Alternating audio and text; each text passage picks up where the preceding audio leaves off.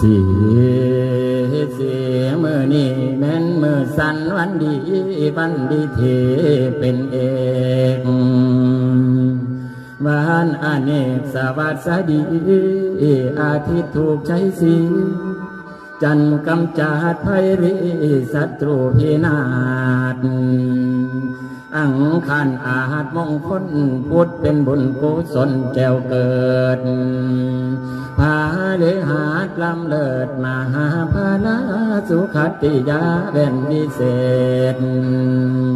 เสาเป็นเกศแก้วจริงอุตตมังคลาสุนัขตา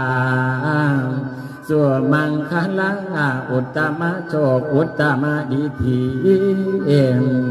อุตตมะมหานาทีมหาสักขีเพลาด